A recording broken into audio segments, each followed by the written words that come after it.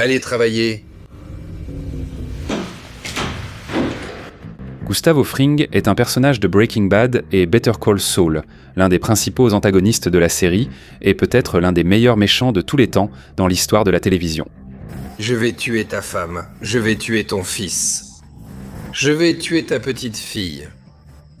John Giancarlo Esposito a reçu les prix Emmy, Saturn et du syndicat des acteurs américains pour son rôle, et Rolling Stone a classé Fring 7e parmi les 40 plus grands méchants de la télévision.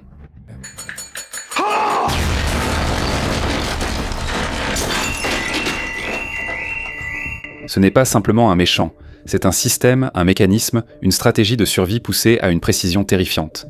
Dans cette vidéo, nous allons analyser qui est Gustavo Fring, ce qu'il cache dans son passé et de quels troubles psychiques il souffre peut-être.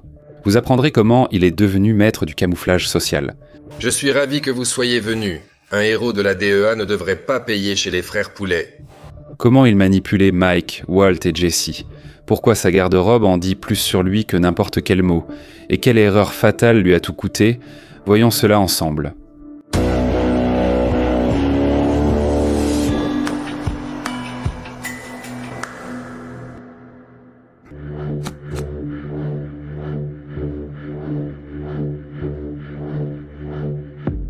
L'un des moments les plus marquants et mémorables de la série lié à Fring, c'est le meurtre de son subordonné, Victor. Lorsque Fring entre dans le laboratoire, on peut remarquer que cette fois, il porte une chemise rouge sang, un détail qui n'était pas présent dans son apparence auparavant. Cette astuce visuelle souligne intentionnellement l'essence de ce qui se passe. Fring remarque immédiatement que Victor a commencé la cuisson sans en avoir reçu l'ordre.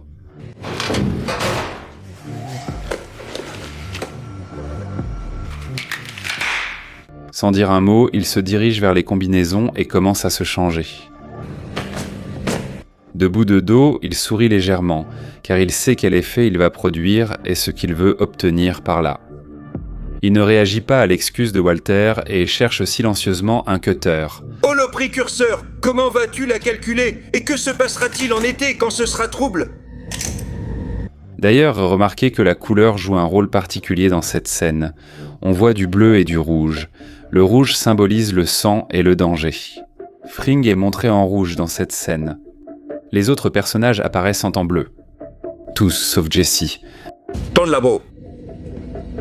Et tout cet équipement est inutile sans nous. Sans moi et Jesse, tu n'as... C'est une illusion visuelle qui donne l'impression que c'est lui qui est en danger. Même le motif sur les vêtements de Jesse nous suggère qu'il est la cible. En réalité, il ne s'agit que d'une manipulation des auteurs, qui veulent renforcer l'effet de surprise lorsque la scène atteindra son apogée.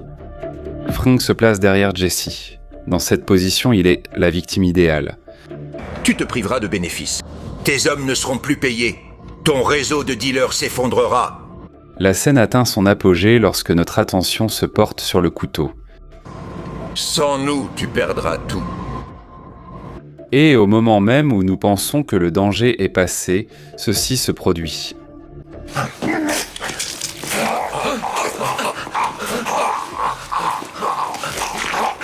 Après cela, Fring calmement, sans dire un mot, retourne au placard, se lave les mains, enlève sa combinaison, remet ses anciens vêtements et prononce sa phrase fétiche.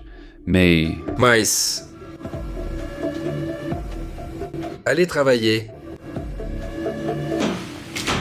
Pas de cri, pas d'avertissement, une élimination propre et froide du problème. Mais ce qui m'intéresse, c'est autre chose. Fring a-t-il toujours été comme ça ? En réalité, il y a plusieurs scènes dans la série qui montrent que son sang-froid impeccable n'est qu'un masque extérieur. Du moins, Fring n'a pas toujours été comme ça. Rappelez-vous la scène au bord de la piscine, lorsque son partenaire Max Arsénégou est tué sous ses yeux.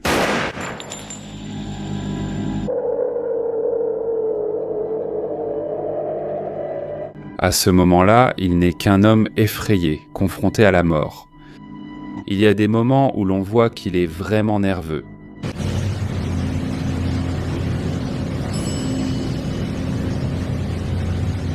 Ou la scène dans le bar, où il se détend, engage une conversation décontractée, devient trop animée. à tel point qu'il s'en rend compte lui-même et revient instantanément à son état habituel de retenue et de contrôle.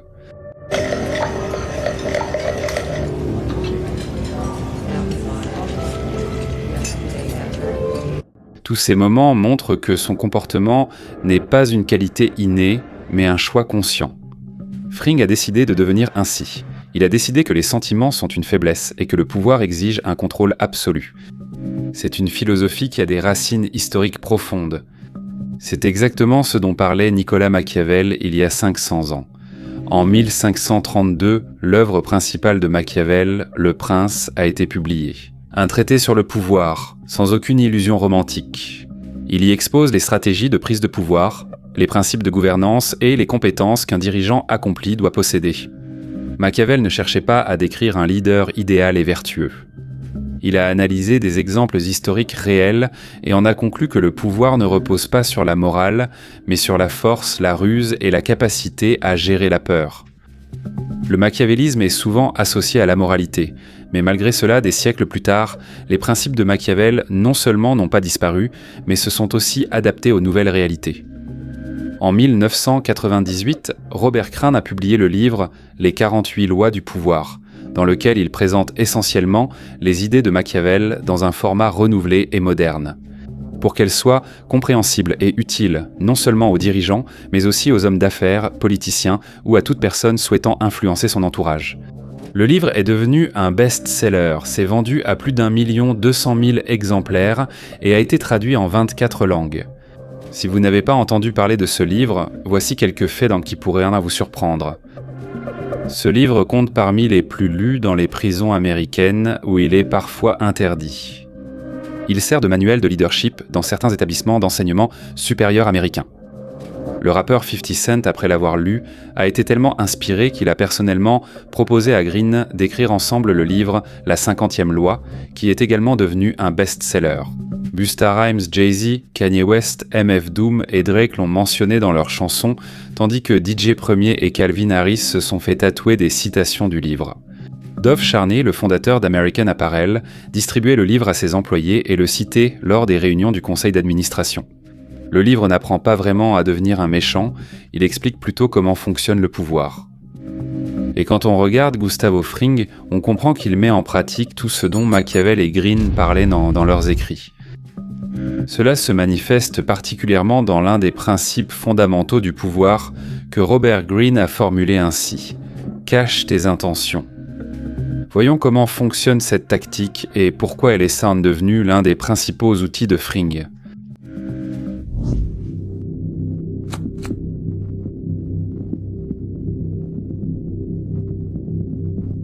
La première apparition de Fring, selon la chronologie des événements, a lieu dans Better Call Saul. L'avocat de seconde zone Jimmy McGill s'arrête dans un fast-food local. Poulet et café noir, $3,19 $.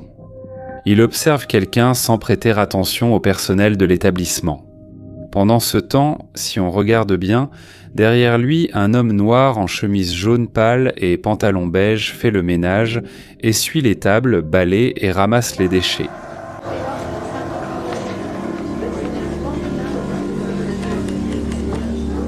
La personne que Saul surveille finit par sortir et jette les restes de nourriture dans la poubelle. Saul décide, par précaution, de vérifier s'il n'y a rien d'intéressant dans ces déchets et commence à fouiller dans la poubelle. Je peux vous aider ? Ah oui, la montre! Le fermoir ne tient pas bien et elle est tombée... L'homme est poli et courtois, avec un sourire accueillant et un réel désir d'aider. C'est vraiment dommage. Permettez-moi. On va trouver ça tout de suite. Cet homme est le propriétaire de l'établissement. Il ne rechigne jamais à la tâche. De temps en temps, il devient lui-même caissier pour servir les clients. Les employés apprécient sincèrement leur patron pour son style de gestion juste et démocratique. Il conduit un break Volvo V70 âgé de 10 ans. Il est mécène, il aide les pauvres et les nécessiteux, il accorde des bourses pour l'éducation. Gustavo, je ne sais comment vous remercier pour votre amitié envers notre organisation. Je ne suis pas seul ici. Après tout, il est un ami de la police locale. Et c'est aussi le principal distributeur de drogue au nord de la frontière. Si seulement Jimmy pouvait imaginer qu'à l'avenir, l'un des criminels mexicains les plus dangereux, Lala Salamanca viendrait chez lui armée à cause de ce charmant homme. C'est la grande ruse de Gustavo Fring. Il ne se cache pas, il se fond dans le décor. Ce n'est pas un mensonge, c'est la forme suprême du faux-semblant. Je fais de la charité et je me cache à la vue de tous, tout comme vous. Gustavo Fring a atteint une maîtrise exceptionnelle dans l'art de mener deux vies parallèles totalement différentes. Tout cela par souci de sécurité, afin que personne ne puisse même imaginer ce qu'il fait et qui il est vraiment. Gustavo Fring est un véritable caméléon, mais au lieu de changer la couleur de sa peau, il change de costume, d'expression faciale et d'intonation. Chacun de ses rôles est une garde-robe à part, un code visuel distinct.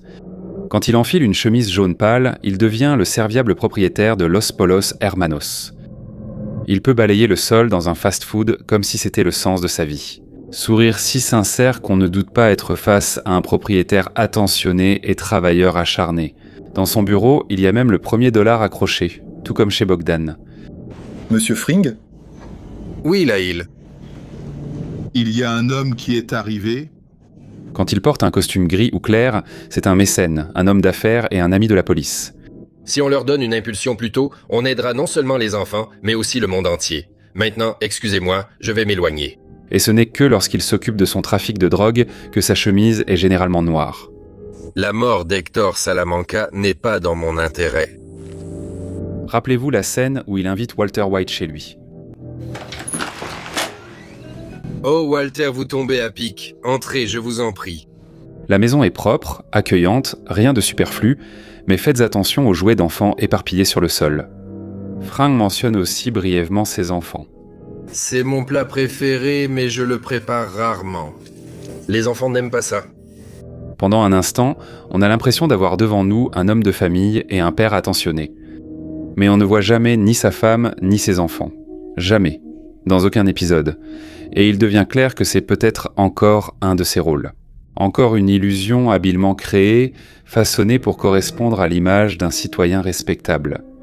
Dans une autre scène, il rentre chez lui, salue sa voisine, poliment, aimablement, sans éveiller le moindre soupçon.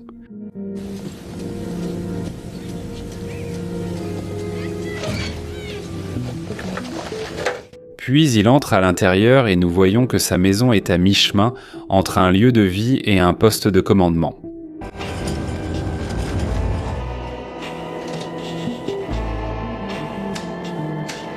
Juste un paravent, des portes cachées, de la sécurité, de la vidéosurveillance. Pas de jouets, pas de photos, pas de famille. La question la plus importante se pose alors. Mais qui est-il vraiment ? Lequel de ces visages est le vrai ? Nous savons que Gustavo Fring vient du Chili. Il y a une histoire louche liée à ce pays, qu'il ne nous révèle pas. Rappelez-vous comment Don Eladio parle. Ici, ce n'est pas le Chili. Comme s'il y avait quelque chose dans le passé de Fring qui soit tellement sérieux que même le cartel respecte cela. La seule raison pour laquelle tu es en vie et pas lui, c'est parce que je sais qui tu es. Plus tard, l'agent Hank Schrader essaie aussi d'éclaircir son passé. Un petit détail. Gustavo Fring, est-ce votre vrai nom ? Il vérifie les papiers, retrace la biographie, cherche tout indice. Mais rien, le vide. En Amérique du Sud, les documents sont mal conservés, mais on trouve toujours quelque chose. Lui, jusqu'en 86, reste un fantôme. Et à un certain moment, on a l'impression que peut-être Gustavo n'a jamais existé, que c'est encore une identité inventée. Puis Mike Hermantro dit quelque chose d'important. Et qu'en est-il du Chili ? N'ayant pas trouvé vos traces avant 89, je doute qu'il y parvienne. Je pense donc que le problème n'est pas que Gustavo n'a jamais existé, mais qu'il cache quelque chose de son passé. Que savons-nous avec certitude ? Il a vécu dans la pauvreté et a grandi au Chili sous la dictature d'Augusto Pinochet. Une autre scène clé figure dans la série. Frank parle à Peter Schuller, son partenaire de la société allemande Madrigal Electromotive. Tu te rappelles Santiago, non ? Nous deux, acculés contre le mur. Les scénaristes n'expliquent pas ce que cela signifie. Mais Schuller n'est visiblement pas qu'un partenaire commercial. Il fait partie des rares à connaître peut-être le vrai Fring. Il est intéressant de noter que l'Allemagne et le Chili entretenaient pensant des liens étroits. Il existait des diasporas allemandes, des groupes d'affaires influents. On peut même se rappeler de la colonie d'Unidad, une véritable colonie allemande qui collaborait avec le régime de Pinochet. Il est possible que Fring soit l'un de ceux qui ont profité de ces liens pour s'enfuir, survivre et tout recommencer. Après le Chili, Gustavo se retrouve au Michoacán, au Mexique, où il ouvre son premier restaurant. Comme certains le savent, il y a de nombreuses années, j'ai ouvert le premier restaurant Los Polos Hermanos au Michoacán. Apparemment, c'est à cette période qu'il commence à envisager la production de méthamphétamine, pour laquelle il finance une formation spécialisée en chimie à son partenaire Max Arceniego. Après le Mexique, il s'installe aux États-Unis, où il continue d'ouvrir des restaurants de restauration rapide, Los Polos Hermanos, et devient finalement le Fring que nous voyons dans la série.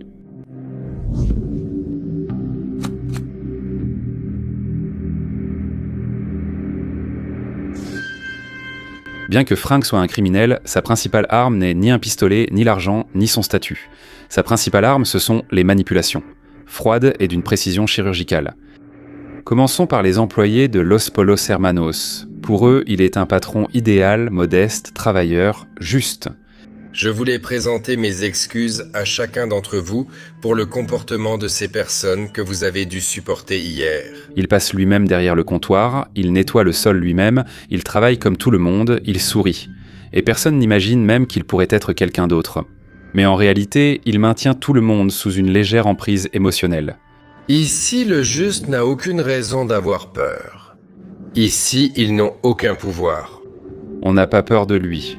On a peur de le décevoir. Il crée une telle atmosphère que douter de lui revient à douter du bon sens. Avec Walt, c'est plus compliqué. Fring commence d'abord par la méthode classique. Il propose de l'argent. 3 millions de dollars. Pour 3 mois de travail. Mais quand il comprend que Heisenberg n'est pas à vendre, J'ai de l'argent. Je vais refuser. il fait ce qu'il sait faire de mieux. Il cherche le point faible. Votre nouveau labo?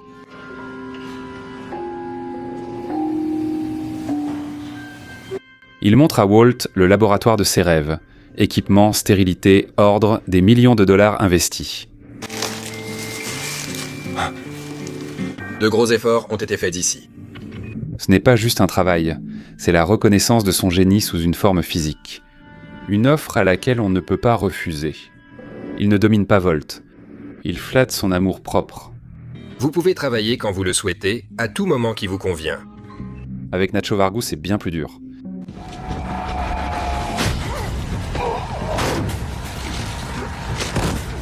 Il n'offre ni argent, ni respect.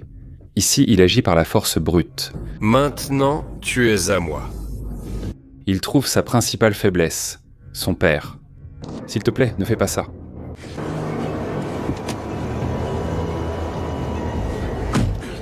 Après ce choix, Nacho n'a plus d'option.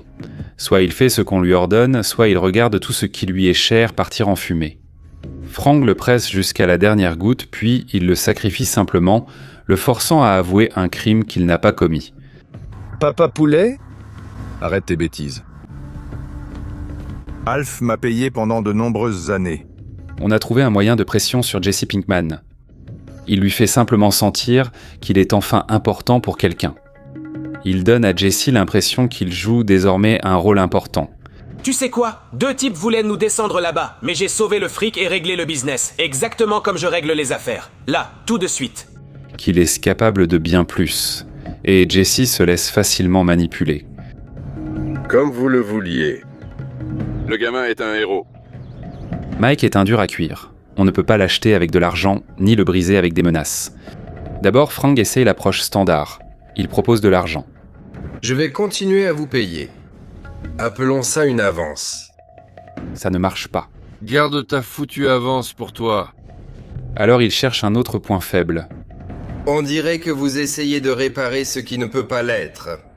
Cela montre qu'il agit par vengeance, par douleur, par devoir moral. Vous voulez savoir pourquoi je vous ai empêché de tuer Hector? Une balle dans la tête, c'est trop clément pour lui.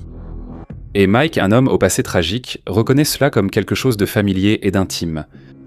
Il partage avec Mike la haine envers Salamanca. Je ne prends pas d'argent pour ce genre d'affaires. Je suis juste content d'avoir chassé Salamanca de ma tête. Ainsi, il ne s'agit pas d'un contrat entre eux, mais d'un lien émotionnel. C'est précisément cela qui fait de Mike l'un des alliés les plus fidèles de Fring. Et c'est pareil avec tout le monde. Chaque personne, aux yeux de Fring, n'était qu'un outil pour atteindre ses objectifs, et il suffit simplement de trouver la bonne clé. J'analyse tous mes partenaires d'affaires. Je suis un homme prudent.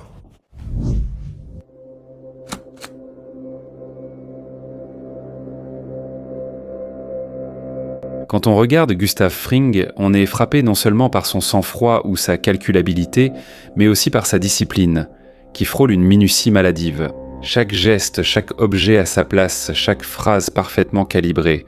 Et à un moment donné, une question logique se pose. Est-ce vraiment normal ? N'y a-t-il pas quelque chose de clinique ici ? J'écarte tout de suite la psychopathie et la sociopathie. Gus Fring a des sentiments, et nous le savons. Lors de la mort de Max Arceniega, son visage exprime une douleur feinte, de l'horreur et de la rage. Cet homme comptait vraiment pour lui. Il y était au moins attaché. Et ce n'est pas typique des psychopathes et des sociopathes. Mais ce qu'il a vraiment, c'est un contrôle pathologique total, poussé à l'extrême. Aussi étrange que cela paraisse, la psychiatrie a un diagnostic décrivant parfaitement le comportement de Fring. Je parle du trouble obsessionnel-compulsif de la personnalité. Ne le confondez pas avec le TOC classique qui implique des pensées obsessionnelles et des rituels. Ce n'est pas la même chose. Une personne atteinte de ce trouble ne souffre pas de son perfectionnisme. Elle le considère comme normal. Ce sont plutôt les autres qui en souffrent. Qu'est-ce que le trouble obsessionnel-compulsif de la personnalité ? Voici quelques signes typiques de ce trouble. Perfectionnisme excessif, obsession de l'ordre et du contrôle, rigidité émotionnelle, respect compulsif des règles et des normes, intolérance en matière de morale et d'éthique. Ces personnes peuvent aussi avoir une morale et une éthique dévoyées, de l'avarice, une prudence excessive, refusent de déléguer et privilégient le travail au détriment de leur vie personnelle. Fring correspond parfaitement à presque chacun de ces points. Pour être juste, je précise qu'il n'est pas nécessaire de répondre à tous ces critères pour poser un diagnostic. Des exemples qui parlent d'eux-mêmes. Vous vous souvenez de la scène où un employé de Los Polos lui montre une friteuse propre ? Est-ce que cela vous convient ? Mais je ne vois rien. Gus la regarde comme un chirurgien regarderait un scalpel trempé dans l'eau d'un marécage. En regardant de plus près, oui. Il me semble que je vois que... Il n'est pas simplement mécontent, il est intransigeant. Même s'il avait besoin d'un alibi dans cette scène, cela n'exclut pas son comportement étrange. Comme ça va, monsieur Fring ? Si ce n'est pas bien, je peux encore frotter ? La friteuse essaie de nettoyer encore, et encore, et encore, jusqu'à la perfection. Maintenant, c'est bien, c'est propre. Maintenant, c'est acceptable. La garde-robe. Des chemises jaunes, bleues, beiges, accrochées par couleur, par type, 5 ou 6 pièces identiques, comme dans un magasin de vêtements.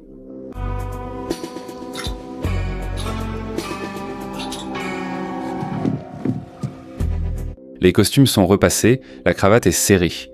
Chaque élément de la tenue s'intègre dans l'image, comme une partie d'un rituel. Lorsqu'il enlève sa veste, il la secoue pour qu'elle tombe parfaitement.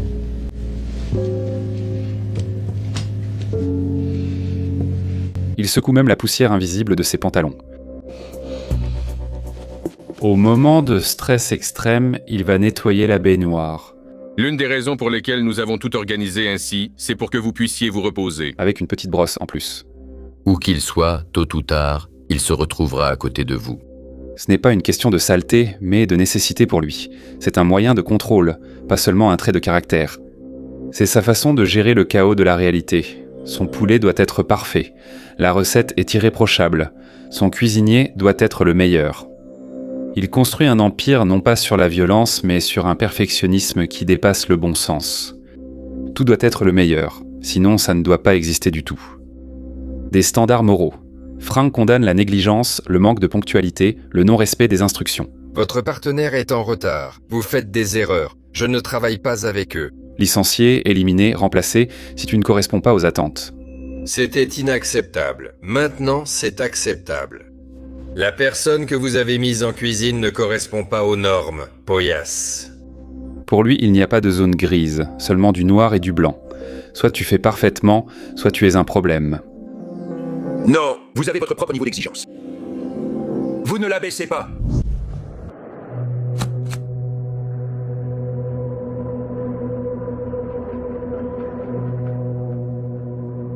Gustavo Fring est presque un criminel parfait. Il est intelligent, froid, autoritaire et d'une maîtrise de soi presque mécanique, terrifiante. Et pourtant, il échoue. Il ne fait pas que mourir, il est détruit. Oui, il s'est opposé à un homme d'une intelligence rare et d'une ingéniosité véritablement diabolique, Walter White. Oui, c'était une guerre des esprits. Mais il ne s'agit pas seulement de Walter. Frank a perdu non seulement parce que White s'est révélé plus intelligent, mais aussi parce qu'il a commis une seule erreur, mais fatale. Souvenez-vous de la scène où il raconte à Hector Salamanca une histoire de son enfance. Presque tous les fruits ont disparu de mon arbre. C'est Guati qui a fait ça. Vous avez déjà vu ces petites bêtes ? Il a longtemps attendu que la petite bête sorte. J'ai fabriqué un piège avec des branches et du fil de fer. Et l'animal s'y est très vite fait prendre. Et lentement, douloureusement, je l'ai fait souffrir, jour après jour, par vengeance. Il fallait le tuer pour qu'il ne souffre plus. Mais je ne l'ai pas fait. Il a vécu longtemps chez moi. Ce n'était pas de la colère, c'était une vengeance délibérée, étalée dans le temps. C'est là son talon d'Achille. Frank ne voulait pas juste vaincre les Salamanca. Il voulait mettre Hector à genoux, l'écraser, l'humilier, le briser. Il voulait que son ennemi vive en sachant sa défaite. Finir vite ne lui suffisait pas. Il avait besoin de savourer sa vengeance. C'est précisément de cette faiblesse que Walter White a profité.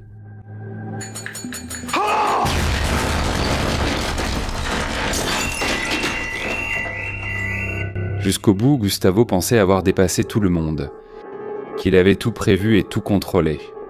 La dernière scène est symbolique. D'abord, on nous montre le côté gauche du visage de Fring, et il est absolument intact. La caméra passe progressivement de l'autre côté du visage. La façon dont Gustavo nous apparaît est l'incarnation même de son essence. La duplicité. D'un côté, un citoyen respectable, un propriétaire de restaurant aimable et courtois. Mais de l'autre côté, le chef d'une organisation criminelle. Un homme effrayant et impitoyable, capable de trancher la gorge d'un gars avec qui il a parlé pendant des années, sans hésiter. Même en étant déjà pratiquement un cadavre, il remet sa cravate en place. Avec ses dernières forces, il essaie de garder le contrôle de tout. Chaque personne a ses propres faiblesses. Pour certains, c'est Rato, c'est la fierté, pour d'autres, la vengeance. Et pour certains, c'est l'habitude de regarder les vidéos jusqu'au bout, mais d'oublier de mettre un like. Si vous voulez voir de nouvelles analyses de cette série magistrale, ne vous retenez pas. Pour soutenir l'analyse détaillée d'Hector Salamanca, il suffit d'écrire dans les commentaires. Regarde-moi, Hector. Si Hector ne vous intéresse pas et que vous souhaitez une analyse d'une autre personne, écrivez. C'était inacceptable. Et à côté, le nom du personnage dont vous voulez entendre parler dans la prochaine vidéo. Toute activité soutient la vidéo et aide les algorithmes à ne pas l'enterrer. Et si vous souhaitez soutenir la chaîne de façon un peu plus sérieuse, vous pouvez le faire via Boosty ou Patreon. Les liens sont dans la description. Si jamais vous êtes ici pour la première fois, regardez absolument l'analyse détaillée de Walter White. Le lien est déjà apparu à l'écran et vous attend dans la description.